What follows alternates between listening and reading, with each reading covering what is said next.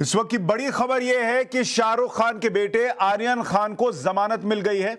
उसके साथ ही अरबाज मर्चेंट को भी जमानत मिल गई है और मुनमुन को भी जमानत मिल गई है। दूसरी बड़ी खबर यह है कि दोनों या तीनों कह लीजिए कि जेल से या तो संभव है कि कल बाहर आएंगे, क्योंकि अदालत ने जो फैसला दिया है उसके पीछे डिटेल्ड जो जानकारी है वो कल तक जब डिटेल्ड फैसला आएगा उसके बाद ये लोग बाहर आ सकते हैं। तो या तो कल आएंगे या शनिवार को सैटरडे को बाहर आ जाएंगे, इसकी उम्मीद है। तीसरा बड़ा सवाल जो बतौर दर्शक आपके मन में होगा कि यह बेल किस आधार पर मिला है, क्योंकि लंबी बहस चली। मुकुल रोहतगी ने पक्ष रखा, एनसीबी की तरफ से लंबा पक्ष रखा गया, यहां तक कहा गया कि भाई पूरा आधार है कि इनको बेल नहीं मिलनी चाहिए। तो जज ने, हाईकोर्ट के जज ने ऐसा क्या पाया कि आर्यन खान, अरबाज और मुनमुन को बेल दी जा सकती है, यह सोचा। इसके बारे में जानकारी के लिए अभी इंतजार करना होगा, क्योंकि कल डिटेल फैसला आएगा। आज सिर्फ जज ने यह कहा है कि इन तीनों को बेल दी जा रही है। वो फैसला बड़ा इंपॉर्टेंट है इस केस के लिहाज से, उस पर चर्चा करूंगा। लेकिन पहले अनुज और अरुणिल, हमारे दो सहयोगी जुड़ रहे हैं, उनके पास चलता हूं। अरुणिल, अभी जज ने क्या सोचकर यह बेल दी है, इस पर अभी आऊं उससे पहले हमारे साथ नाविका जी भी जुड़ गई हैं। नाविका जी, आपके पास और क्या जानकारी मिल रही है? Thank you Sushant. मेरे साथ इस वक्त रायन करांजावाला एंड कंपनी, जो लीगल फर्म हैंडल कर रही थी आर्यन खान का केस, उनकी सीनियर पार्टनर रूबी सिंह आहूजा इस वक्त जुड़ रही हैं हमारे साथ फोन लाइन पर। रूबी आहूजा जी इस वक्त हमारे साथ हैं। और रूबी जी, मैं आपसे पूछना चाहती हूं कि आज जो आर्यन खान की बेल हुई है मंजूर बॉम्बे के हाई कोर्ट से, वो बहुत बड़ी विक्ट्री है आपके लिए, आपकी फर्म के लिए। और मुकुल रोहतगी जो फॉर्मर अटॉर्नी जनरल हैं, उनकी आर्ग्यूमेंट्स जो रही कोर्ट में वो जज ने स्वीकार की हैं। किस बेसिस पर जज ने ये बेल मंजूर की है, अगर आप हमारे दर्शकों को समझा सकें कि ग्राउंड्स क्या थे बेल देने के? नाविका जी, थैंक यू। सबसे पहले तो मैं आपको ये बताना चाहूंगी कि ऑनरेबल जज ने अभी अपना पूरा फैसला नहीं सुनाया है। रीजनिंग कल आएगी। आज सिर्फ ये बोला गया है कि बेल एप्लीकेशंस आर अलाउड। तो इस बात का जवाब देने के लिए हमें कल तक इंतजार करना पड़ेगा, क्योंकि अभी तक रीजनिंग नहीं आई है।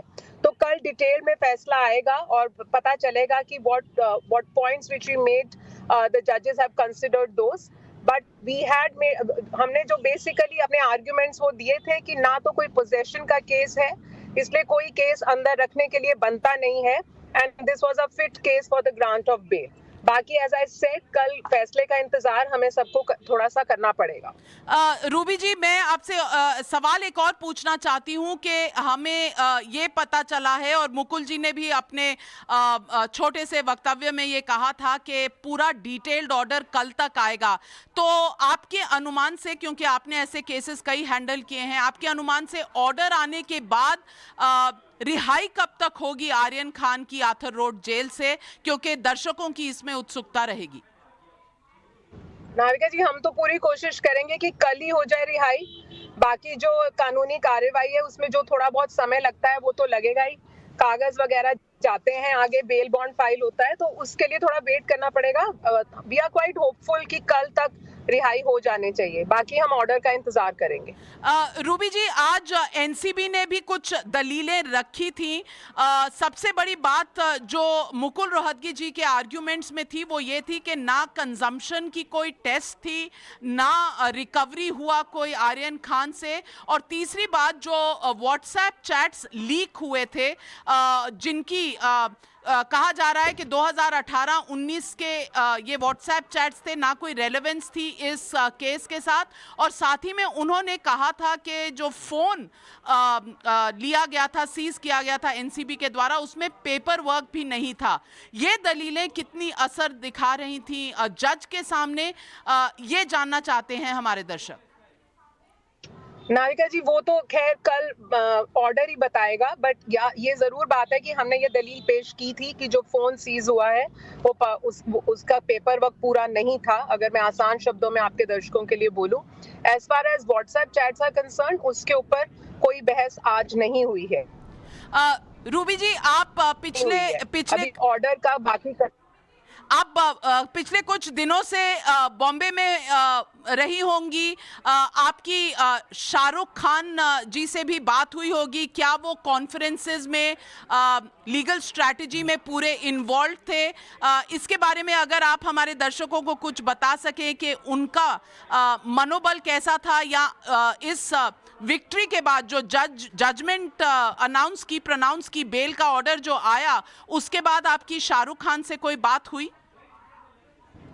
नाविका जी, मैं अभी बिल्कुल नहीं मिली हूँ किसी को भी। मैं अभी कोर्ट से निकली हूँ और कोर्ट में प्रॉपर मेरी बात भी नहीं हुई है किसी से, तो उसका जवाब मेरे पास अभी तो नहीं है। But I am sure as everybody, I think शायद थोड़ा देश ही खुश है आज, तो वो भी खुश ही होंगे, क्योंकि this was a big thing for everybody and we are of course very happy.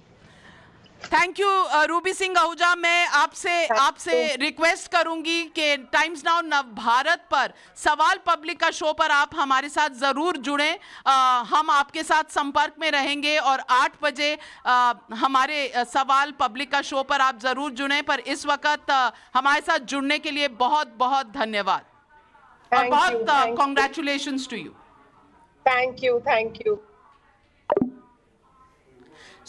Sushant ji, over to you. ये रूबी सिंह आहूजा जी थी, ये सीनियर पार्टनर है जो legal firm Rayan Karanjawala and company इस केस को स्ट्रैटेजाइज कर रही थी, जिनके द्वारा ये पूरी लीगल स्ट्रैटेजी बनाई गई थी। और वही Mukul Rohatgi, farmer attorney general, को भी उन्होंने एंगेज किया था इस आर्ग्यूमेंट के लिए। सीनियर पार्टनर रूबी सिंह आहूजा जी ने हमसे अभी बात की और उन्होंने कहा कोशिश पूरी रहेगी कि सारा paper work, judgment, detail judgment आने के बाद कल ही पूरा किया जाए, पर कानूनी कार्यवाही के ऊपर है कि कितनी जल्दी ये हो जाएगा।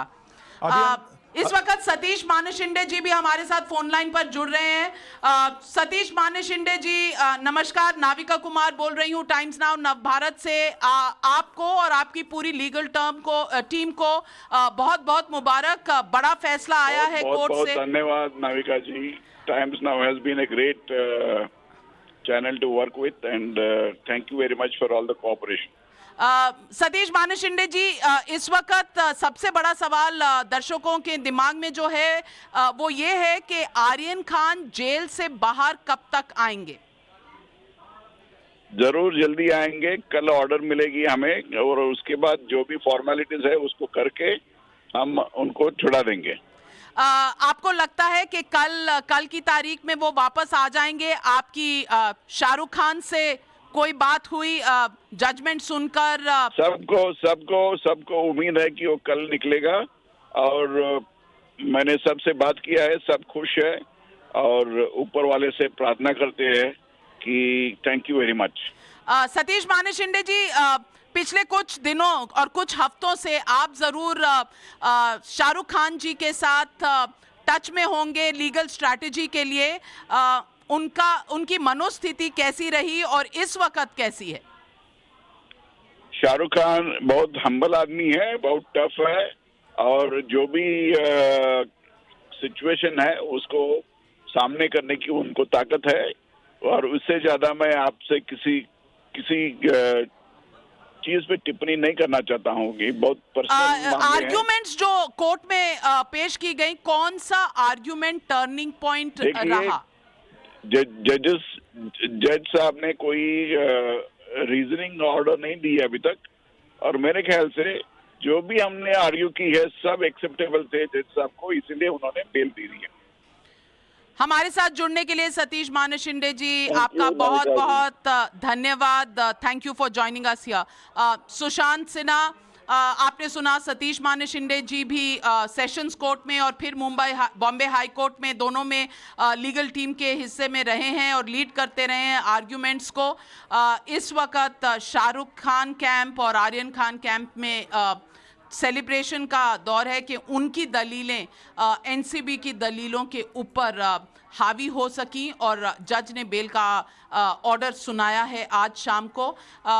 मैं आपको वापस हैंड ओवर करती हूं क्योंकि क्या दलीलें रही, क्या टर्निंग पॉइंट रहा, इस विषय पर मुझे उम्मीद है आप दर्शकों को आगे बताते रहेंगे। नाविका जी, बिल्कुल इस वक्त सबसे बड़ा सवाल जो लोगों के मन में है, दो सवाल है। एक, आर्यन कब बाहर आएंगे, जिसको लेकर ये कहा जा रहा है कि कल या परसों, 2 दिन हो सकते हैं, डिटेल जजमेंट आने के बाद ही वो बाहर आ पाएंगे। और दूसरा प्रश्न जो लोगों के मन में है कि क्या आधार रहा इस बेल को देने का, क्योंकि निचली अदालत में अगर बेल कैंसिल हुई और फिर हाई कोर्ट में बेल मिल रही है, और अगर जजमेंट में ये कहीं इसका जिक्र होता है कि कोर्ट या जज को लगता है कि हां उनके पास पोजीशन नहीं था जज का, इसलिए उनको बेल दी, पोजीशन नहीं था ड्रग्स का, इसलिए उनको बेल दी जा सकती है, ये बात उनको सही लगी है, तो ये बहुत बड़ी बात होगी इस पूरे केस के लिहाज से भी। तो बेल क्यों मिला है ये समझना भी बड़ा इंपॉर्टेंट होगा और उस पर हमारी नजर रहेगी। एक ट्वीट भी है, बहुत साफ मैं नहीं देख पा रहा हूं। Thank God as a father I am, ये माधवन का ट्वीट है, थैंक गॉड, आर माधवन का ट्वीट है ये, कि thank God as a father I am so relieved, may all good and positive things happen. तो माधवन ने यह ट्वीट किया है शाहरुख खान के बेटे को जमानत मिलने के बाद कि एक पिता के तौर पर मैं जो है रिलीव्ड महसूस कर रहा हूं और सब अच्छा हो, पॉजिटिव हो, इसकी वो उम्मीद कर रहे हैं। देखिए, बहुत सारे माता पिता जो हैं उनकी नजर इस खबर पर थी, बात सिर्फ शाहरुख खान के बेटे की नहीं थी। बहुत सारे माता पिता को लगता था कि अगर ये हुआ है वाकई तो इसके अलग अलग पहलुओं पर उनके बच्चे के लिहाज से क्या इंपैक्ट है और क्या हो सकता है आगे, इस पर भी उनकी नजर थी। अरुणिल और अनुज, दो हमारे सहयोगी, क्योंकि अभी जजमेंट पूरी नहीं आई है, ये दो सहयोगी हमारे वो हैं जिन्होंने लगातार इस केस में सुनवाई पर नजर रखी है, तो वो आपको बेहतर बता सकते हैं कि आज सुनवाई में या आज और कल की पूरी सुनवाई को अगर मिला दें तो वो कौन से तर्क थे जो आपको लगता है कि निचली अदालत से अलग थे और इसलिए फैसला अलग आया। अरुणिल, पहले आपके पास आ रहा हूं, क्या आज ऐसे तर्क रखे गए या कल और आज को मिला दे तो ऐसे तर्क थे जो इस केस के लिहाज से बड़े इंपॉर्टेंट थे और इस फैसले की तरफ जाने का इशारा दे रहे थे? पर सुशांत जी, अगर हम इसे 3 दिन की टेस्ट मैच देखें तो जो दूसरा दिन था, कल का दिन, उसको काफी अहम माना जा सकता है, उसको टर्निंग पॉइंट माना जा सकता है, क्योंकि कल बात कर रहे थे former attorney general Mukul Rohatgi ji. उन्होंने क्या पहले स्टार्ट किया, पहले बॉल पे ही सिक्सर मार दिया। ये बोले कि जो ड्रग्स अरबाज मर्चेंट के पास जब्त हुए हैं वो ड्रग्स अरबाज मर्चेंट के है ही नहीं, एनसीबी ने वो ड्रग्स रखे हैं। ये बोले कि एनसीबी ने ये सोची समझी साजिश की थी, अपने लोग बिठाकर रखे थे क्रूज शिप पे ताकि अरबाज और आर्यन को पर्टिकुलरली टारगेट किया जा सके। ये बोले कि जो पंचनामा बनाया गया उसमें बेसिकली कोई भी सीजर के बारे में मेंशन नहीं था, उसमें कॉन्स्पिरेसी की बात तो की ही नहीं गई थी, तो कैसे तुमने ये सब सेक्शन आगे जाके लगा दिए। ये बोले कि आर्यन खान सिर्फ अरबाज मर्चेंट को जानते थे और अचित कुमार को जानते थे। अचित कुमार को तो 4 दिन बाद अरेस्ट किया गया है, अचित कुमार तो वो क्रूज शिप पे थे ही नहीं, तो तुम किस बात पे कॉन्स्पिरेसी की बात किए जा रहे हो। ये बोले कि जो व्हाट्सएप चैट्स के बारे में तुम बार बार जिक्र कर रहे हो, वो व्हाट्सएप चैट्स 2018, 19 और 20 के हैं, वो पिछले 1-1.5 साल के है ही नहीं, उससे ये ड्रग क्रूज शिप से कुछ रिलेशन ही नहीं है। तो तुम किस बेसिस पे ये बोल रहे हो कि इसमें इलिसिट ड्रग ट्रेडिंग है, किस बेसिस पे ये बोल रहे हो इसमें कंजम्पशन है, इसमें पोजेशन है। और एक महत्वपूर्ण बात सुशांत जी ये है कि हमेशा देखा गया है एनडीपीएस जो केसेस है, स्पेशली एनसीबी को लेके मुंबई के जो केसेस है, उसमें बॉम्बे हाईकोर्ट से हमेशा फटकार मिली है एनसीबी को, चाहे वो रिया चक्रवर्ती की केस हो या ठीक है। अरुणिल, इसमें देखिए आपने एक बड़ी इंपॉर्टेंट बात कही कि व्हाट्सएप चैट को लेकर क्या हुआ वहां पर, यह सुनना बड़ा इंपॉर्टेंट है कि अगर उसको इस केस से कनेक्टेड नहीं माना जा रहा है तो फिर आगे इसमें सुनवाई में उसका क्या स्टैंड रहेगा, उसकी कितनी तवज्जो उसको दी जाएगी, इसको लेकर भी चर्चा हो सकती है। सोनू सूद ने भी ट्वीट किया है कि समय जब न्याय करता है तब गवाहों की जरूरत नहीं होती। अलग अलग रिएक्शंस आ रहे हैं जो आपको पढ़कर बता रहे हैं। आभा सिंह, वरिष्ठ वकील, हमारे साथ जुड़ गई हैं। आभा जी, आज जो फैसला आया है, अब उसका डिटेल तो कल आएगा, लेकिन जो जिरह हुई उसको आप अगर सुनती हैं या जानती हैं तो उसके आधार पर क्या वजह रही होगी बेल देने की, आपका अनुमान क्या है?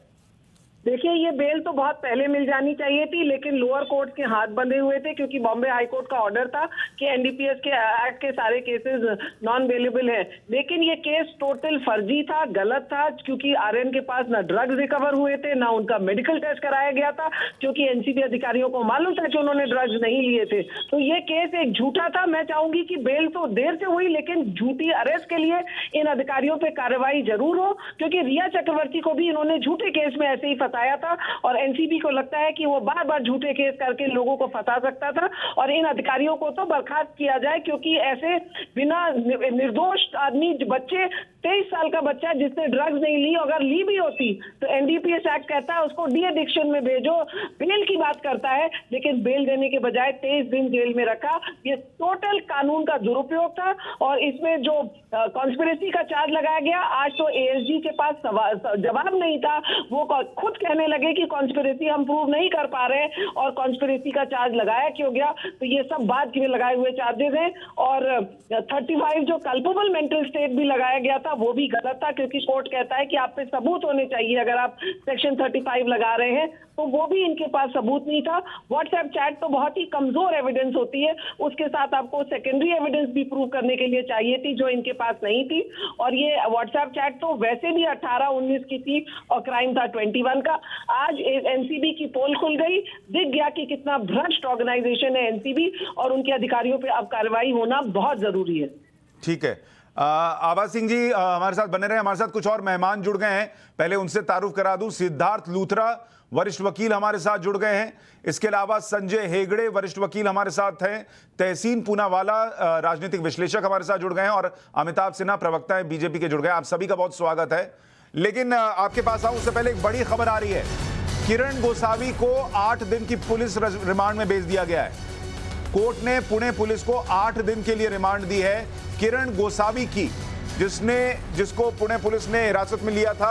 अब उसे 8 दिन की कस्टडी में भेज दिया गया है, ये जानकारी मिल रही है। अब उससे जब पूछताछ होगी तो बहुत सारी अहम जानकारियां मिल सकती हैं कि वो आखिर इतने दिन कहां था, उसका क्या किरदार है। जो 25 करोड़ के पैसे की बात हो रही थी वो कितनी सही है नहीं है, तो ये 8 दिन की रिमांड जो है वो बड़ी इंपॉर्टेंट हो जाती है। लेकिन हमारे मेहमान सारे जुड़ गए हैं। सिद्धार्थ लूथरा जी, आपके हिसाब से ये बेल, चूंकि जज का डिटेल्ड फैसला नहीं आया है तो मैं ये तो नहीं कहूंगा कि आप बता दें कि किस वजह से आई, लेकिन आपका अनुमान क्या है कि किस आधार पर यह बेल दी गई होगी? देखिए, 2 चीजें हैं। पहली चीज तो इनसे रिकवरी नहीं हुई थी। अगर रिकवरी नहीं हुई है तो हम इनके अगेंस्ट जो नारकोटिक्स के कानून में प्रिजम्पशंस है, रिवर्स प्रिजम्पशंस है, वो अट्रैक्टेड नहीं है। तीसरी चीज, इन पे कोई रिस्ट्रिक्शन नहीं थी, क्योंकि रिकवरी नहीं थी तो कमर्शियल क्वांटिटी का मतलब नहीं है। और ये जो कॉन्स्पिरेसी का मुद्दा ये हर केस में बड़ी एजेंसीज उठाती हैं, ये कॉन्स्पिरेसी का मुद्दा एक, समझ लीजिए, एक शैम मुद्दा है जिसको इस्तेमाल किया जाता है कि हर आदमी को अरेस्ट करके रिमांड ली जाए और उस पर जस्टिफिकेशन दी जाए और उसकी कस्टडी इलोंगेट की जाए। तो मेरा तो मानना है कि ऐसे ही मुद्दों पे सुप्रीम कोर्ट ने और कुछ हाई कोर्ट ने भी हाल में बेलें दी हैं। सुप्रीम कोर्ट ने भी दी हैं, जनवरी में दी हैं, ऐसे केसेस में जून जुलाई में दी हैं। इसलिए दुख की तो ये बात है कि ये बेल्स हाई कोर्ट तक क्यों आती हैं, क्यों नहीं कि सेशन कोर्ट लेवल पे ये बेल हो जाए, क्यों एक आदमी को 25-30 दिन कुछ महीने कस्टडी में काटनी पड़े। और ये प्रश्न हमें अपने आप से और अपने सिस्टम से पूछना पड़ेगा। सर, इसमें जो दर्शकों के लिहाज से मैं एक प्रश्न पूछना चाहूंगा कि जो लोग इस पूरे मामले को देख रहे हैं उनके मन में ये प्रश्न होगा, जो अभी आप पॉइंट भी उठा रहे हैं, कि सेशन कोर्ट में क्यों बेल नहीं मिली इन्हीं तमाम जिरह पर और इन्हीं तमाम जिरहों पर हाई कोर्ट में क्यों बेल मिल गई? इसका भी मैं आपको जवाब देता हूं। दरअसल ये हो रहा है कि पिछले 20-30 सालों से जब सेशंस कोर्ट और मैजिस्ट्रेट्स कोर्ट बेलें देती हैं तो वो हाई कोर्ट में चैलेंज होकर सेटिस्फाइड हो जाती हैं कि आपने डिस्क्रिशन क्यों एक्सरसाइज की। हाई कोर्ट देती हैं बेल सेंसेशनल या हाई प्रोफाइल केसेस में, तो सुप्रीम कोर्ट उनको कई बार सेटिस्फाइड करती हैं। इसकी वजह एक हाल हो गया है कि बेल केसेस जो 25-30 साल पहले, 30 साल पहले जब हमने वकालत शुरू की थी तो चंद 2-4 केसेस हर कोर्ट में, हाई कोर्ट में 5 केसेस आते थे एक हाई कोर्ट की बेंच में बेल के। अब 20-20, 30-30 केस आते हैं और दिल्ली में करीबन 6 बेंचेस हैं, तो आप समझ लीजिए 125 से 150 केसेस बेल के चलते हैं दिल्ली हाई कोर्ट में। ऐसी तरह बॉम्बे में भी चलते हैं, हर जगह बेल बढ़ गई है। और हाई कोर्ट में चूंकि बढ़ी हैं उसी तरह सुप्रीम कोर्ट में बढ़ गई हैं। तो एक स्टेज आनी चाहिए जब हमारे हाई कोर्ट से, सुप्रीम कोर्ट से क्लैरिटी होनी चाहिए कि अगर ट्रायल कोर्ट्स बेल देंगी तो हाई कोर्ट और supreme court rarest of rare cases को छोड़ के उनमें इंटरफेयर नहीं करेंगे। सेशंस कोर्ट्स को, मैजिस्ट्रेट्स को ये ताकत होनी चाहिए कि वो बेल दे दें। उनका जो डर है, उनका जो खौफ है, वो हमें हटाना पड़ेगा। तभी हमारी समाज चलेगी। और इसमें मैं आपको भी कहूंगा, जब बेल होती है, और आप लोग मीडिया वाले भी, हमारे मित्र जो हैं, ये बेल पे भी इतनी चर्चा कर देते कि बेल क्यों हुई। आज के दिन में आप पूछ रहे हैं कि बेल क्यों नहीं हो रही। दसियों केसेस में मैंने देखा है आप लोग पूछते हैं कि बेल क्यों हुई। अब अगर आप पूछते रहोगे तो इसका असर तो सोसाइटी पे, अगर सोसाइटी पे होगा तो जजेस पे भी तो होगा ना। सर अब ये आपने ऐसी बात कही है कि इस पर अलग से थोड़ी चर्चा करेंगे, लेकिन पहले मैं इनिशियल रिमार्क्स औरों का भी ले लूं। रिजवान सिद्दीकी जी, आपका जी इस पे आप लोग प्रिजम्पशन ऑफ इनोसेंस की को खत्म कर देते हैं। किसी आदमी की प्रिजम्पशन ऑफ इनोसेंस, उसकी रेपुटेशन, उसकी क्रेडिबिलिटी को हम खत्म कर देते सर, हैं। क्योंकि देखिए हम तो ये मान के चलते हैं सर कि तो वो इस काबिल नहीं होता कि शक्ल दिखा पाए। सेशन कोर्ट के जज हों या सुप्रीम कोर्ट के जज हों, वो मीडिया में जो चल रहा है उसके दबाव में या उसका प्रेशर फील करते हो, ये हम तो नहीं मान के चलते सर। मीडिया और सोशल मीडिया पे आदमी जितना भी चाहे, कई अब जजेस ये हमें कहते, कई जजेस सुप्रीम कोर्ट में कहते हैं कि हम अखबार ही नहीं पढ़ते। उन्होंने अखबार पढ़नी छोड़ दिए क्योंकि अखबार में और सोशल मीडिया में इतनी चर्चा चलती है हर चीज पे। अब आप देखिएगा, अखबारों में पहले थर्ड पेज पे न्यूज़पेपर पे न्यूज आती थी, कोई जुडिशियल लीगल न्यूज, 1 या 2 पैरास की। आज के दिन में पहले पेज से तीसरे पेज पे आज के अखबार में पढ़ लीजिएगा, सारी तो लीगल न्यूज है, सारी कोर्ट रिपोर्टिंग है। हाँ, रिपोर्टिंग है सर, लेकिन फिर भी मैं कम से कम ये मानना भी नहीं चाहूंगा कि हम लोग इतने शक्तिशाली हैं कि हमारे वजह से दबाव बढ़ जाता है या पड़ जाता है। मैं ये मानना नहीं चाहूंगा सर, पत्रकारों को ये मानना भी नहीं चाहिए। मैं सर आ रहा हूं और मेहमानों पर एक बार जल्दी से शिवानी के पास चलता हूं, हमारी सहयोगी जो कोर्ट रूम के अंदर थी। शिवानी, अंदर क्या हुआ आज, जरा बताइए आप।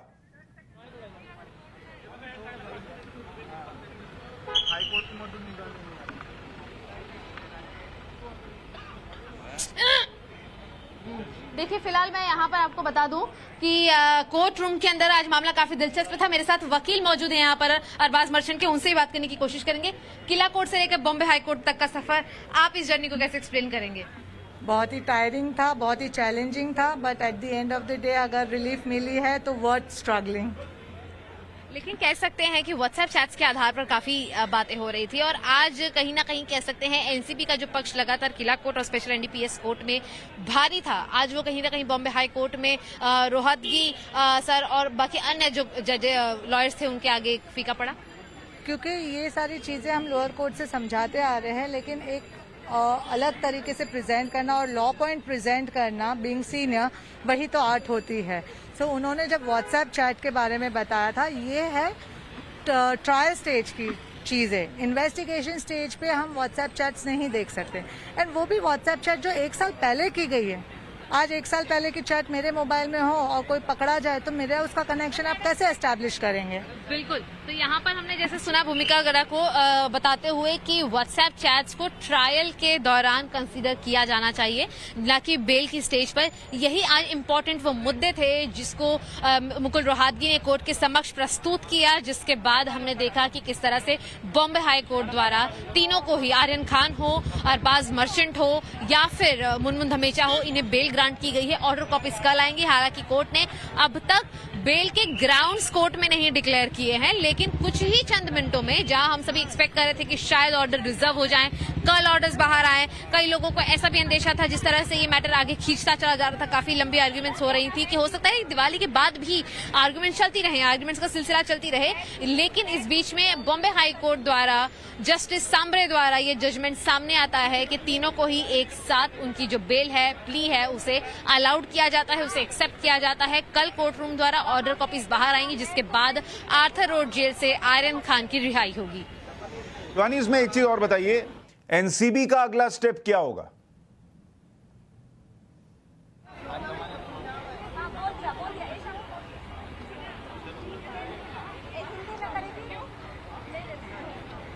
देखिए, अब ये जो पूरा मामला है, इसमें हम कह सकते हैं कि एनसीबी का जो पक्ष है, हालांकि अब बॉम्बे हाई कोर्ट द्वारा भले ही बेल उन्हें मिल चुकी हो, उन्हें पक्ष एनसीबी का अब फोकस जो होगा वो उनकी खुद की जांच पर होगा। इस पूरे प्रकरण में कह सकते हैं कि अगर अभी भी एनसीबी इस बेल को अपोज करना चाहती है तो इससे भी उच्च न्यायालय में उन्हें पहुंचना होगा। लेकिन फिलहाल कह सकते हैं कि अक्सर ऐसे केसेस में देखा जाता है, यहाँ तक कि रिया चक्रवर्ती की मैं बात करना चाहूंगी। रिया चक्रवर्ती का जो भी केस था एनसीबी द्वारा जो लड़ा गया था, उसमें भी वकील सतीश मान्य शिंदे ही थे, थे उसमें भी रिया को बॉम्बे हाई कोर्ट से ही जमानत मिली थी। यहाँ पर जब हमने एक्सक्लूसिवली सतीश मानी शिंदे से बात करने की कोशिश की, उनसे कमेंट लेने की कोशिश की, तब उन्होंने भी यही कहा गॉड इज ग्रेट, यानी कि उन्हें कानून पर तो भरोसा था ही, पर उन्हें भगवान पर भी भरोसा था। जिस तरह से ये केस नए नए मोड़ ले रहा था, लगातार मैं आपको याद दिला दूं, कोर्ट की पहली हियरिंग से लेकर आज इस बॉम्बे कोर्ट में बेल मिलने तक लगातार रिया चक्रवर्ती, शोभिक चक्रवर्ती का जो केस था एनडीपीएस का, ड्रग्स के मामले का, कॉन्स्पिरेसी को लेकर, कंजम्पशन को लेकर, वो रिपीट का जिक्र कर रही हैं शिवानी।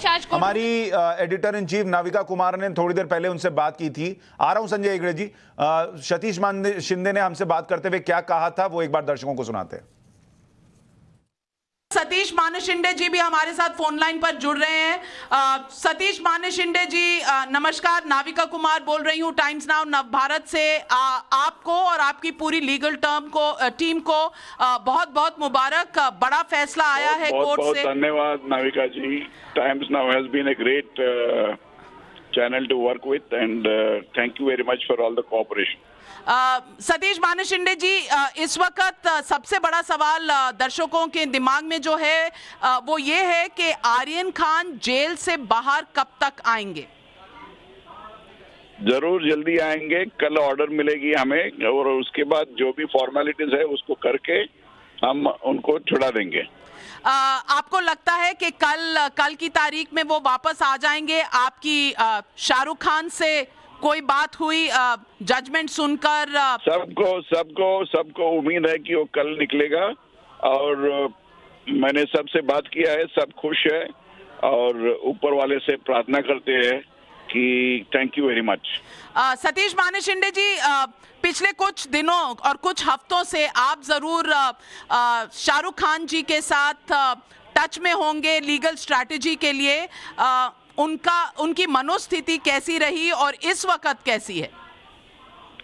शाहरुख खान बहुत हम्बल आदमी है, बहुत टफ है और जो भी सिचुएशन है उसको सामने करने की उनको ताकत है और उससे ज्यादा मैं आपसे किसी चीज पे टिप्पणी नहीं करना चाहता हूँ कि बहुत पर्सनल आर्ग्यूमेंट्स जो कोर्ट में पेश की गई, कौन सा आर्ग्यूमेंट टर्निंग पॉइंट रहा? जज साहब ने कोई रीजनिंग ऑर्डर नहीं दी अभी तक और मेरे ख्याल से जो भी हमने आर्ग्यू की है सब एक्सेप्टेबल थे जज साहब को, इसीलिए उन्होंने बेल दे दी है। हमारे साथ जुड़ने के लिए सतीश माने शिंदे जी आपका बहुत बहुत धन्यवाद। Thank you for joining us here. Satish मान शिंदे जो बता रहे थे कि आखिर क्या वजह रही होगी इस फैसले के पीछे। जी संजय हेगड़े जी। सिर्फ यही कह था जब आपके कॉरेस्पॉन्डेंट बता रहे थे कि रीत नहीं आया है। जज कभी कभार जब प्रेशर होता है और बेल ग्रांट होता है तो immediate bail operative order dictate कर देते हैं कि हमने बेल दे दिया है, क्योंकि रीजनिंग और जो सब डिक्टेशन करना है वो बाद में किया जाता है। और उसी के कारण आज सुनवाई खत्म हो गई और जज को ये बेल का मैटर है तो इमीडिएटली उन्होंने ऑर्डर दे दिया। ठीक है, और आपका अनुमान क्या है, क्या आधार रहा होगा इस बेल के पीछे? और इसमें एक चीज और बताइए कि क्या ये फैसला बेल पर माना जाए या डिटेल जजमेंट में जो बातें या टिप्पणियां जज लिखेंगे उसका कुछ असर केस के लिहाज से भी होगा, ये भी मान सकते हैं? देखिए, आप ही के चैनल पे मैंने एक प्रेडिक्शन किया था कि दिवाली से पहले बेल हो जाएगी करके, और मेरा अगला प्रेडिक्शन सुनिएगा। मुझे नहीं लगता है कि इस मामले में एंड चार्जशीट भी हो जाएगी। सॉरी सर, आपकी आवाज कट गई। प्रेडिक्शन क्या था आपका दूसरा? कि ये मामला चार्जशीट और ट्रायल तक नहीं पहुंचेगा। ऐसा क्यों लगता है? इस प्रेडिक्शन की वजह क्या है सर? ये इन्वेस्टिगेशन है। देखिए सर, लूथरा भी बैठे हैं, वो भी 30-35 साल से इस प्रोफेशन में हैं, भी 30 साल से हैं। कुछ चीजें ऐसे हैं जो प्रैक्टिशनर को पता होता है कि जब आप एक है कि जब आप कच्चे केस को ले आते हो इन्वेस्टिगेटिव जील में, जो पहले आगे उसे लेके आ सकते हो, पर जब इस मामले में इतने सारे सवाल आ गए हैं, मुझे ये नहीं लगता है कि ये एक इंडिपेंडेंट इन्वेस्टिगेशन जो बाद में ट्रायल तक अड़े रहने वाला मामला बन सकता है। संजय हेगड़े जी, आपको भी लगता है ये मामला चार्जशीट तक जाएगा ही नहीं? ठीक है, अब पूछ लीजिएगा फिर मैं फ्री हो जाऊं। माफ कीजिएगा लूथरा जी, आपको भी लगता है, सिद्धार्थ जी, कि ये मामला जाएगा नहीं चार्जशीट तक? देखिए, अगर रिकवरी नहीं है, अगर आप व्हाट्सएप चैट पे रिलाई कर रहे हो, तो आपके पास मटेरियल क्या है? प्रॉब्लम तो मुझे ये आई कि अरेस्ट क्यों किया, रिमांड क्यों किया। ऐसे मटेरियल पे सुप्रीम कोर्ट की कई जजमेंट्स हैं, अगर ये चालान भी फाइल होता है तो ये केस बियॉन्ड चार्ज नहीं चलेगा, ये वहीं कोलैप्स करने वाला। और इसीलिए मेरा मानना है कि अरेस्ट करने के पहले इतनी बड़ी एजेंसीज हैं, एनसीबी है, नेशनल एजेंसी, इनको इंटरनेशनल वर्क देखना है, ट्रीटीज देखनी है, इनको थोड़ी सेंसिटिविटी दिखानी चाहिए कि अरेस्ट रिकवरी के बगैर आप किस मुद्दे पे, किस बेसिस पे कर रहे हो। होता ये है, ये अरेस्ट करते हैं, फिर इनको रिमांड लेनी पड़ती है जस्टिफाई अरेस्ट करने के लिए, फिर रिमांड के बाद इनको आगे जस्टिफिकेशन देखनी पड़ती है, टूटी सी चालान पेश करना पड़ता है, और वो कोर्ट में जाके फिर ये चालान कोलैप्स करते हैं। और ये आज की कहानी नहीं है, ये दिन प्रतिदिन की कहानी है और देश भर में ये हो रहा है। अमिताभ सिन्हा जी, दो वरिष्ठ वकील जो हैं वो इस मामले में कह रहे हैं कि इतना कच्चा आधार है एनसीबी का कि वो चार्जशीट तक जाएंगे ही नहीं। तो फिर तो प्रश्न उठता है, एनसीबी कर क्या रही है? शांत जी, सबसे पहली चीज तो धन्यवाद, आपने अंततः मुझे मौका दिया। मैं यहाँ एक वरिष्ठ अधिवक्ता के नाते ही यहाँ मैं अपना पक्ष रखना चाहूंगा। मैं सिद्धार्थ जी को भी, हेगड़े जी को, सबका सम्मान करता हूँ, प्रोफेशनल, हम लोग बाहर के आपस के भाई हैं। लेकिन मेरा ये मानना है कि ये बेल जो है वो एक बहुत ही छोटा सा पहलू होता है किसी भी क्रिमिनल केस का। और इसके यदि वो जजमेंट की भी यदि बात करें, जिसके बारे में अंदाजा कर रहा है कि किया जा रहा है कि वो इन लेमनी बेल है, ऑर्डर है, या फिर ये डिटेल ऑर्डर आएगा, कुछ भी हो, वो फाइनल जब उसके केस की बात होती है तो उसमें बेल ऑर्डर में, चाहे वो डिटेल ऑर्डर भी क्यों ना हो, रीजन ऑर्डर भी क्यों ना हो, या इन लेमनी हो, उसका मेरिट पे कोई असर नहीं पड़ता है। सबसे पहली बात तो ये। दूसरी, मैं हेगड़े जी की बात को मैं थोड़ा सा और एलेबोरेट करना चाहता हूँ कि वो प्रेडिक्शन कर रहे हैं, तो मुझे अच्छा लग रहा है, क्योंकि अब लॉयर्स भी एस्ट्रोलॉजी की तरह बात करने लगते हैं। हालांकि ये जरूर अच्छी बात है कि अनुभव के आधार पर बहुत सी चीजें कही जाती हैं, लेकिन आमतौर पर जो मैं मानता हूँ, अपने पे मैं लागू करता हूँ कि मैं ऐसी चीजों से थोड़ा बचता हूँ, सम्मान करते हुए मैं बोलता हूँ हेगड़े जी का। खैर, ये उत्साह में वो उन्होंने बोला होगा, मैं उसमें मुझे उससे नहीं, उत्साह नहीं, वो शायद ये कह रहे हैं कि जब रिकवरी नहीं है, व्हाट्सएप चैट पुराना है, तो कैसे होगा? जी सुशांत जी, एक मिनट, मैं आ रहा हूँ। यदि आप मेरिट की बात करते हैं तो मेरिट में देखिए, ड्रग का जो अभी मेनेस है, जो अभी ये सारा नशे का पूरा बाजार है दुनिया में, मैं उसके ऊपर में यदि बात करूं, ये जब बहुत बड़े लेवल पे बात हो रही है, सिर्फ ये पर्टिकुलर बात नहीं हो रही आर्यन खान की, क्योंकि आर्यन खान तो शाहरुख खान के बेटे हैं, सेलिब्रिटी के बेटे हैं, तो और उनके पास अथाह पैसा है, तो बहुत सी चीजें आती हैं सामने चर्चा में भी, और हर तरह की बात हुई। और एनसीबी, अभी उसके पहले रीता सिंह का मैंने आपके ही इस प्रोग्राम में सुना कि सभी को अंदर कर देना चाहिए एनसीबी के ऑफिसर्स को। ये डिमोरलाइज करने की एक मानसिकता है। मुझे लगता है कि ये अधिकारियों की जो कार्य क्षमता है या उनकी कर्तव्य निष्ठा है। आप मान लिया कि अब जब लॉयर के नाते मैं खुद जानता हूं कि बहुत से मामलों में अब्सॉल्व हो जाता है मामला, तो इसका मतलब क्या है कि आप फिर डिस्ट्रिक्ट कोर्ट के जजेस के ऊपर में भी उंगली उठाइए कि उन्होंने क्यों नहीं उस वक्त फैसला दे दिया था, उन्होंने क्यों दोषी करार दिया, और क्यों सुप्रीम कोर्ट ने जाके उनको दोषमुक्त कर दिया। ये एक भारतीय संविधान की खूबसूरती है कि उसमें जब केसेस बनते हैं तो उसमें उसके बनाने वाले के ऊपर में उंगली नहीं उठती। ये एक गरिमा है। रीता सिंह को उन गरिमा का कितना ख्याल है, इस पे प्रश्न चिन्ह है। ठीक है, अब मैं मुद्दे पे आता हूँ। देखिए, ये जो भी चीजें हुई हैं, इसमें मैं 3 दिन से कह रहा था कि अब बेल होगा इसका। क्यों? क्योंकि हाईकोर्ट में यूजुअली ऐसे मामलों में बेल जहाँ आमतौर पर मिल जाती है, क्योंकि एक तो सेलिब्रिटी था, मीडिया प्रेशर भी था, माफी चाहता हूँ, इसमें कोई मीडिया ट्रायल की वर्ड मैं यूज नहीं कर रहा हूँ। मीडिया का भी प्रेशर था, समाज का प्रेशर था, और जजेस भी आफ्टर ऑल समाज के हिस्सा होते हैं। और सबसे क्या है, वो बच्चा है कह के बात हो रही थी। तो मुझे लग रहा था कि जब जस्टिस हाई कोर्ट में इस बात को लेकर आगे बढ़ रहे थे 3 दिन का, और मुकुल जी भी मैं उनका सम्मान करता हूँ, हम लोग ने साथ काम किया, बहुत ही उनका इफेक्टिव पॉइंट ऑफ प्लेसमेंट होता है। तो मुझे लग रहा था कि इस बार बेल उनको मिल जाना चाहिए, लेकिन इस बेल से इस केस के मेरिट का कोई ठीक है सर, मैं इस पे चर्चा करूंगा, और सिद्धार्थ लूथरा और संजय जी भी, मुझे लगता है जो अमिताभ जी कह रहे हैं उस पर थोड़ा रिएक्ट तो आपको करना चाहिए। लेकिन ये बेल कंडीशंस की कॉपी आ गई है, और ये थोड़ा डिटेल हम पढ़कर अभी बताएंगे दर्शकों को। उससे पहले तहसीन, आप रिएक्ट करना चाह रहे हैं? सबसे पहले तो बहुत बहुत बधाई आर्यन खान की टीम को, मुनमुन के भाई को और उनके परिवार को। देखिए, इस केस के तथ्य क्या थे मैं संक्षेप में बता दूंगा। आर्यन खान के पास ड्रग्स नहीं मिला। तूफान सिंह का जजमेंट था कि जो कन्फेशन था वो एडमिसिबल नहीं है कोर्ट में। जो व्हाट्सएप निकाले गए थे वो इलीगली ऑब्टेन किए गए थे मेरे हिसाब से, और आर्यन खान को पहले इस दिन जेल में रहना ही नहीं था। तो आज जो हम सेलिब्रेट कर रहे हैं, मुझे लगता है सेलिब्रेशन बिल्कुल गलत है। प्रश्न ये उठना चाहिए कि क्या आप किसी को सड़क से उठाकर किडनैप कर सकते हैं और 25 दिन आप जेल में डाल सकते हैं? देखिए, ये बहुत प्रिविलेज चीज है मेरे लिए कि मेरे लिए संजय आ जाएंगे, या शायद सिद्धार्थ लूथरा जी आ जाएंगे, आर्यन खान के पास मुकुल रोहतगी या एक अच्छा लॉ फर्म है।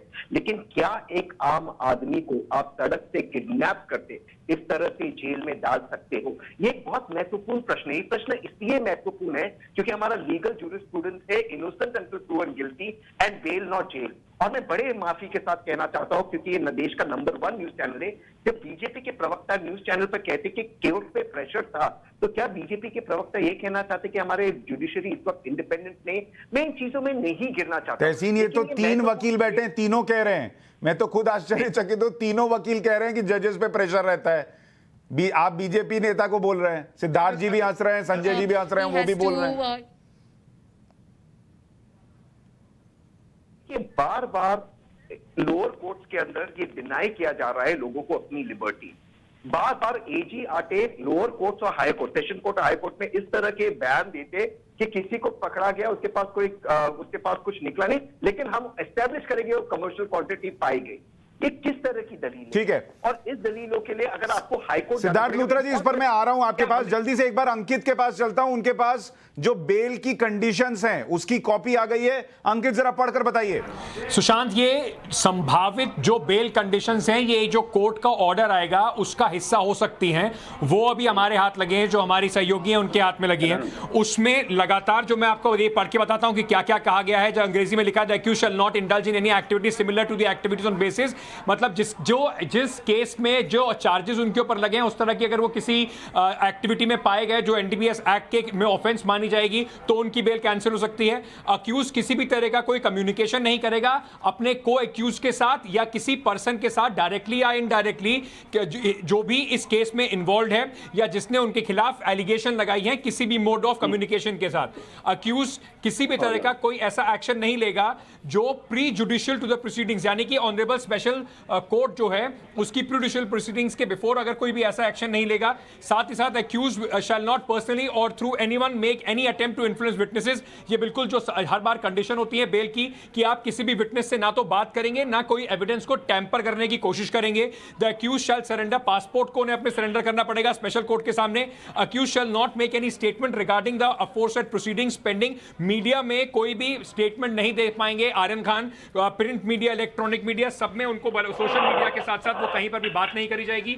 इसके अलावा जो और बातें इसमें कही गई हैं वो ये भी कही गई है कि जो एक्यूज्ड हैं वो देश को छोड़ के नहीं जाएंगे बिना स्पेशल जज की परमिशन से। अगर उनको मुंबई से कहीं बाहर जाना होगा तो इन्वेस्टिगेटिंग ऑफिसर जो है उस इन्वेस्टिगेटिंग ऑफिसर को बता के जाना होगा, अपनी पूरी आइटिनरी दे के जाना होगा। जो एप्लीकेंट हैं उनको एनसीबी ऑफिस में हर फ्राइडे को 11 बजे से 2 बजे के बीच में अपनी प्रेजेंस को मार्क करना होगा।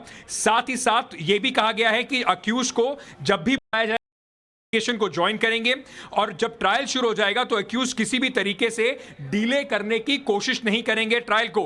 और अगर इनमें से किसी भी टर्म की कोई वायलेशन होती है, अगर वो किसी भी टर्म पर नहीं बात करते हैं या कुछ भी उल्लंघन करते हैं, तो एनसीबी सीधे स्पेशल जज या कोर्ट के सामने बेल की कैंसिलेशन के लिए अप्लाई कर सकती है। तो ये हिस्सा हो सकता है जो कल कंडीशंस होंगी, जो पूरा ऑर्डर आएगा उसका इन कंडीशंस पे आर्यन खान को पूरे तरीके से और जो बाकी एक्यूज हैं उनको बेल के जो उनके लिए रखे गए हैं, जो पूरे कंडीशंस रखी गई हैं, वो हमारे सामने है। ठीक है सिद्धार्थ लूथरा जी, दो बातों के जवाब दीजिए। एक तो जो अमिताभ सिन्हा कह रहे हैं कि इस मामले में बेल और जो केस का मेरिट है दोनों को जोड़कर नहीं देखा जाना चाहिए, और जो बेल की शर्तें हैं उसमें जो पहली लाइन है कि आप जो है ऐसी किसी एक्टिविटी में इन्वॉल्व नहीं होंगे जिस तरीके के आरोप आप पर लगे हैं, यानी कोर्ट ने वो आरोपों को खारिज तो नहीं कर दिया, वो तो अभी भी उसमें मतलब वो केस टिका हुआ है अभी भी। देखिए एनडीपीएस के कानून में, नारकोटिक्स के कानून में एक यूनिक प्रोविजन है सेक्शन 37 जिसमें लिखा है कि जो भी शख्स बेल मांगता है तो उसको अपनी इनोसेंस दिखानी पड़ती है, उसको कहना पड़ता है कि दिखाना पड़ता है कि मैंने जो नहीं किया। इसलिए बाकी केसेस में जरूर ये प्रोपोजिशन मानी जा सकती जो कह रहे हैं, लेकिन एनडीपीएस जैसे कानूनों में अपनी सफाई शुरू में बेल की स्टेज पे ही पेश करनी पड़ती है। दूसरी चीज मैं ये कहना चाहूँगा कि ये बेल बीमारी पे, छोटी उम्र पे या कोई और पर्सनल इंडिविजुअलिस्टिक ग्राउंड पे नहीं मिली है। ये बेल मेरिट्स पे मिली है जब जज ने एविडेंस देख के कहा कि मटेरियल नहीं है। इन केसेस में देखना पड़ता है कि रिकवरी है कि नहीं, कोई और मटेरियल है कि नहीं। जब एनसीबी का शुरू से ये मानना है कि ना इनके ब्लड स्ट्रीम में कुछ है, ना इनसे रिकवरी कुछ है, लेकिन ये कुछ अजीबोगरीब व्हाट्सएप चैट्स पे रिलाई कर रहे हैं, तो ये केस बन नहीं पाएगा और इसमें मैं इनकी बात में मंजूर नहीं कर सकता। रह गई दूसरी चीज, आप पूछ रहे थे कंडीशंस के बारे में। देखिए कंडीशंस, मेरा तो ये मानना है कि कंडीशंस जो होती हैं बेल की, ये इम्पोज की जाती हैं कि आदमी को कि कोऑपरेट करे। इस केस में कोऑपरेशन होगी और मेरा मानना है कि एनसीबी को बहुत मेहनत करनी पड़ेगी कि आगे जाके ये केस, जैसे मेरे लायक दोस्त हेगड़े साहब ने कहा कि ये केस अगर चालान फाइल भी होता है तो हो सकता है 4 तो 4 ही हो सकता है कि इस पे क्वॉशमेंट की पिटीशन लग के शुरू में इसको खारिज किया जाए। ठीक है अमिताभ जी, आप रिएक्ट करना चाह रहे हैं, मैं आपके पास आ रहा हूं। उससे पहले संजय जी।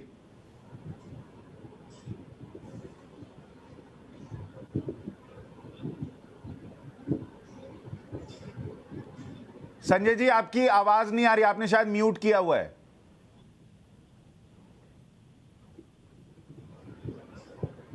आवाज हाँ अब आ रही है सर। अभी आवाज आ रही है? आ रही है सर, अब बोलिए।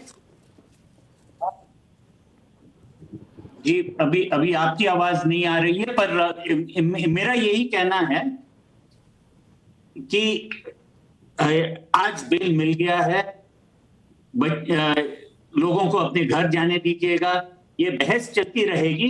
पर आज ये साबित हुआ है, बहुत से लोग ये कह रहे थे कि भाई हमारी एजेंसियां कुछ गलत नहीं करती है। आज के तारीख पे एनसीबी पर बहुत बड़ा सवाल उठा है।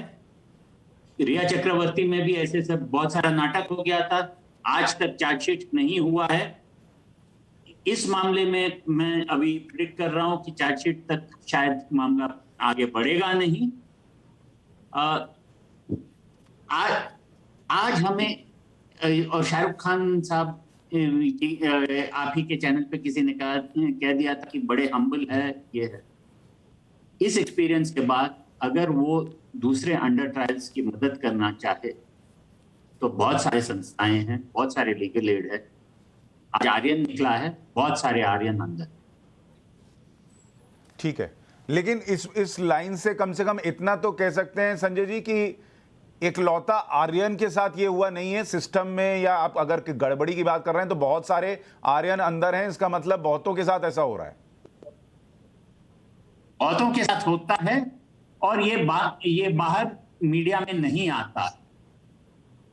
पर अब इस एक्सपीरियंस के बाद जब एनसीबी किसी भी कोर्ट में आगे अपना केस दोहराएगी थोड़ी बहुत जज भी सवाल करने लगेंगे। ठीक है, अमिताभ सिन्हा। मुझे अब इस बात से जो कि आपकी बेल के टर्म्स को रीड आउट किया आपके कॉरेस्पोंडेंट ने, मुझे कोई खास नहीं करना है ज़्यादा, क्योंकि इसमें हेगड़े जी ने या हमारे अच्छे मित्र दूसरा जी ने, सबों ने जो बातें कही लगभग उसी को आगे बढ़ाते हुए कोर्ट ने ये इंश्योर किया है कि उनके मातों का कोई गलत, इस जजमेंट का यदि बेल उन्होंने दिया भी है तो उसका कोई गलत इंटरप्रिटेशन न किया जाए, और वो एक नॉर्मल एक्यूज की तरह एक क्रिमिनल केस में जैसा होता है। और सिद्धार्थ मिश्रा जी ने बहुत सही कहा, एनडीपीएस जो एक्ट है उसके हिसाब से जो कांग्रेस के प्रवक्ता जी हैं उन्होंने जो कहना शुरू किया कि जूरिस्प्रूडेंस को कोट करके everybody is innocent until he is proven to be guilty, ये यहाँ उल्टा होता है। तो इसीलिए ऐसे मामलों में अभी बहुत सारे पड़ाव पार करने हैं आर्यन खान को और उनकी पूरी मीडिया बैटरी को, सॉरी ठीक है, लॉयर्स बैटरी को। और साथ में मैं अब अंत में यही करना चाहता हूँ, टू कंक्लूड जी। देखिए संतोष माफी चाहता हूँ हेगड़े जी के बात का, एक संजय हेगड़े की बात का, कि वाकई में बहुत से ऐसे अंडर ट्रायल्स हैं जिनको मदद की जरूरत है। इसमें बहुत से लॉयर्स को भी आगे आना चाहिए फ्री में काम करने के लिए। लेकिन सवाल ये उठ रहा है कि कई बार ऐसा होता है कि जरूरतमंद जो है वो गलत तरीके से फंसा हुआ है, लेकिन इतनी बड़ी बड़ी मछलियां हैं, मगरमच्छ हैं इस सिस्टम में, आज पैसे के बल पे इतने गड़बड़ियां होती हैं, उसको भी बहुत सावधानी से देखने की जरूरत है। ठीक है सर, मेरे पास बहुत कम है, तहसीन पूनावाला आपका रिएक्शन। जरूरत नहीं है एजेंडा बेस्ड। मैं संक्षेप में बोल दूंगा, क्योंकि मैं मन की बात नहीं करता हूँ, काम की बात करता हूँ, तो संक्षेप में बोल दूंगा। आपको एक्ट पढ़ना चाहिए। एक्ट में you are innocent until proven guilty until commercial quantities आपके पास पाई जाती, जो यहाँ नहीं पाई गई थी, इनफैक्ट कुछ नहीं पाया गया था। लेकिन दो चीजें संक्षेप में कहना चाहता हूँ। और एक बात, ये जो रिया चक्रवर्ती के साथ हुआ था, इसी तरह का हंगामा तब हुआ था, व्हाट्सएप चैट लीक हुई थी, ये अब आर्यन के साथ हुआ है। बार बार जो हमारी संस्थाओं को ये फ्री हैंड दिया जा रहा है, मेरी एडवाइस है गो फॉर क्वॉशिंग ऑफ एफआईआर, और इस एजेंसी को आप क्यों करिए, क्योंकि कहीं ना कहीं जो हो रहा है, आप किसी को सड़क से पकड़ते किडनैप करते, उस पर कोई चार्जेस लगाए और फिर बीजेपी के प्रवक्ता आते कहते हैं गिल्टी अंटिल प्रूवन इनोसेंट, ये इस मुल्क में नहीं चलेगा। इस मुल्क में लोकतंत्र है और लोकतंत्र को हमें बरकरार रखना है। बीजेपी प्रवक्ता, अरे सिद्धार्थ लूथरा जी ने बताया था, वो बीजेपी प्रवक्ता थोड़ी है। नहीं, मैं सिद्धार्थ जी की बात नहीं कर रहा हूँ, मैं अमिताभ जी की बात कर रहा हूँ। लेकिन गोसावी जी तो है ना बीजेपी के आदमी, जिनको आज 8 दिन के लिए हमने भेजा है, गए ना आज 8 दिन के लिए आज जेल में, जो पुलिस कस्टडी में, आज पुणे पुलिस ने आप बहुत कुछ करिए। आपके तो नवाब मलिक साहब बिना वजह उन्होंने मलिदा फैला रखा है। भैया गोसावी को 8 दिन गए ना, अब देखिए आगे आगे होता है क्या। एक भी पोस्ट मेरा गलत रहा, आप डेफेमेशन का केस कीजिए, एक भी गलत किया है तो क्या बदनाम में गट थे तो पूनावाला जी, क्या बदनाम होंगे तो नाम ना होगा? नहीं, और डिफेमेशन का केस मत कीजिए सर, वैसे ही कोर्ट के पास बहुत केस है, और जैसा वरिष्ठ वकील लोग बता रहे हैं, बहुत लोगों को न्याय की जरूरत है। आप लोग जो है वो डिफेमेशन में मत फंसिए, नेता फंसेंगे फिर बड़ी दिक्कत होगी। आप सभी मेहमानों का बहुत शुक्रिया इस चर्चा में जुड़ने के लिए और इस बेल के अलग अलग पहलुओं पर चर्चा करने के लिए।